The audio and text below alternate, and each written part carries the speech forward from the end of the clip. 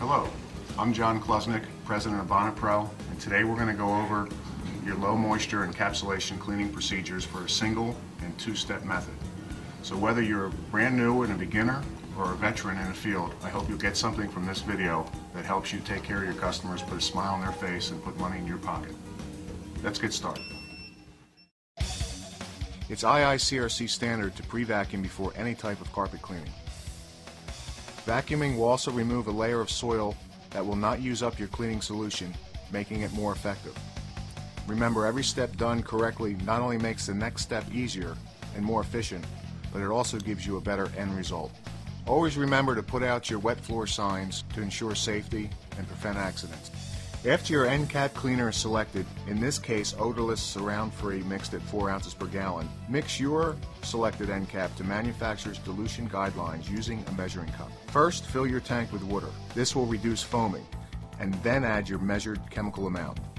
Select your bonnet and center it under the pad drive. I like to spray in front of the machine, so within a second or so I am on moist carpet.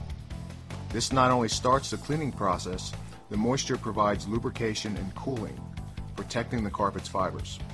A dry bonnet can melt olefin carpet in as little as 8 seconds. But done with correct equipment, chemicals, and training, bonnet cleaning is very safe for carpets and beneficial. With any carpet cleaning method, your chemistry does the bulk of the cleaning. Heat and agitation contribute, but the chemistry is what separates the soil from the fiber and pulls it into and holds it in the water molecules with the cleaning chemical.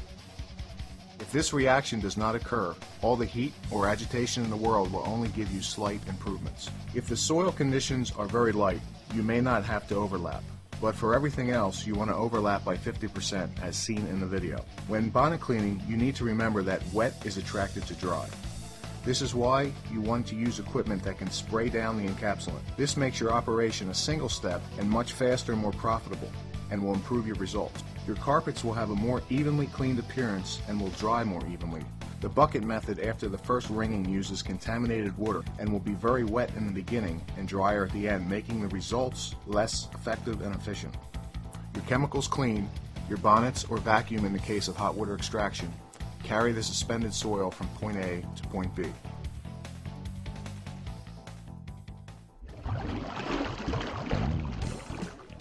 Your water is holding the chemical and the suspended soil, so you need enough of it for soiling conditions. As an example, with surround products we look for a light milk mustache. This usually indicates enough cleaner is on the carpet. An even distribution of the foam is what you want.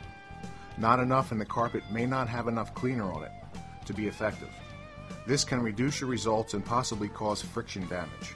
As a general rule of thumb, 300 to 400 square feet per mixed gallon of encapsulation cleaner is needed. This also helps you to determine how much product you will take on your jobs. Say you have a 10,000 foot job. You're going to clean more than 10,000 feet of carpet due to overlaps or areas being done a second or third time. So make sure you have enough solution and bonnets on hand to double or at least by 50% of what your job total is. That way you won't run out in the middle of a job.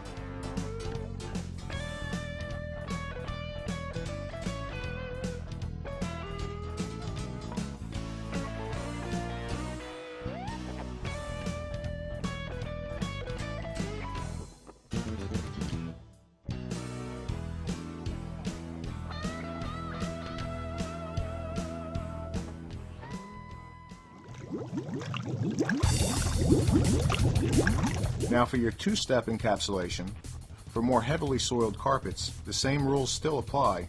We are just doing the process twice with different tools under the machine.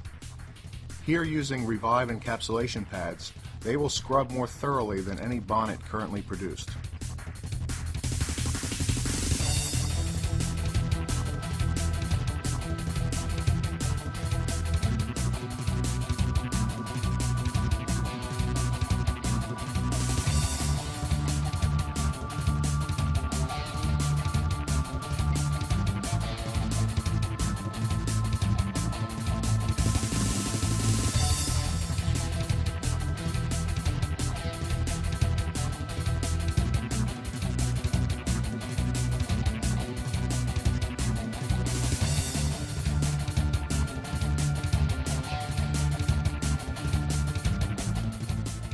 After you have loosened the soils, you can leave them to be encapsulated at a later date, or if you are not completely happy with the results, you can now go back over the loosened soil with an absorbent soft bonnet to collect the soil immediately.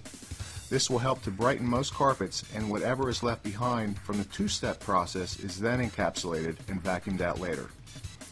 Low moisture's original intent was for maintenance, but by using the two-step method, you may be surprised just how big of a difference you can make on heavily soiled carpets, thus saving time and cost over hot water extraction.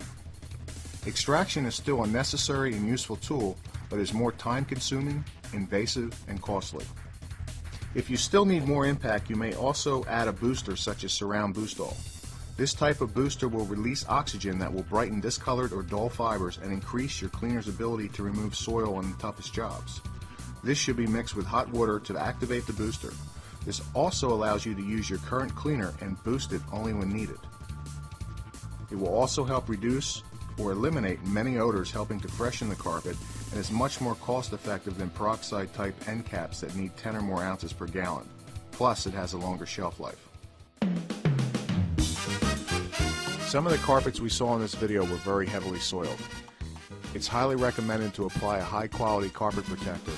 This will enable you to have much higher quality appearances between cleanings.